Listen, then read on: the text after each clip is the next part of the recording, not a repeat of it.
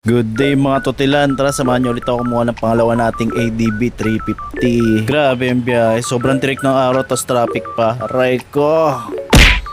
Balang chat nga si bossing na pumunta na ako dun sa binigay niyang address. Ang problema wala siyang binigay ng oras at hindi na rin nagre-reply kaya pinuntahan ko na rin kaagad. Yun pala, nasa trabaho pa, aray. Pero ayos lang naman, at least kahit paano meron sa atin nag-entertain pagpunta natin, nakita natin yung unit. Mapapansin nga natin nakatambak lang at hindi na talaga ginagamit kaya ibibenta ni bossing. First time ko nga lang din makakuha ng gantong unit na second hand, pero para sa akin masasabi kong jackpot na to kahit hindi ka murahan yung presyo dahil matwira naman. At habang sisilip ko nga yung unit, may biglang dumating na rider na may hinahanap na tao. Jonela ang pangalan. Isa lang kasi yung kilala kong Jonela. Janila? Ano ba? Ano number ba? Agad-agad nga rin ako nag-book ng joyride pa uwi kasi tingin ko matatagalan pa si sir. Agad-agad nga si sir nag-chat na pauwi na siya kaya kinancel ko yung booking at naghanap na lang ako ng pwede kong matambayan. Okay lang sir, pinabalik ko lang po yung joyride. Hintayin ko lang po kayo 5pm, malapit na pa. Isang oras na lang naman eh. Kasi pag uwi pa ako, 45 minutes po yung biyahe. Kaya nag-beauty rest muna ang person. Siguro tansya ko, isa't kalating oras din ako nagantay. Nilibang-libang ko yung sarili ko kung anong pwede kong magawa eh.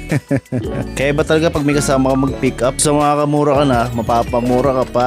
Wala eh, nataon din kasi na may mga trabaho yung ating mga tropa. Pero okay lang, kailangan nila yun para mabuild nila yung mga sarili nila. Bilin ko nga sa kanila, bawal ng batugan. Kaya tayo ngayon, solong galawan muna. Maya-maya din nag-chat na si sir, pumunta na ako ulit sa bahay nila. Na-excite nga rin ako sa magiging resulta kung may uwi ba natin to. At kung magiging sulit yung pag-aantay natin ng ilang oras. Malapit lang din naman sa bahay nila, total na tinambayan ko. Mga 3 minutes ang lakad. Grabing unit to. May kasama exercise. Mabuti na lang naka-only rice. Hello, kanina. Kaya. Nakasakay na ako ng joyride kanina. Buti nagdala ko Susuki pala yung katrabaho sir. Oo.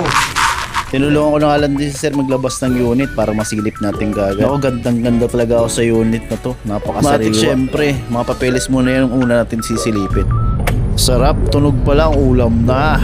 Syempre, kahit bago yan, hindi makakaligtas sa atin yan. Dadapaan natin yung mala Spider-Man. Super fresh nga ni.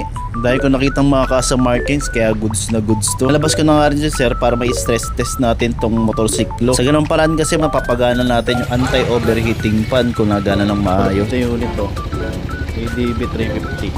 Paso na si sir. 125 total order. Sarap.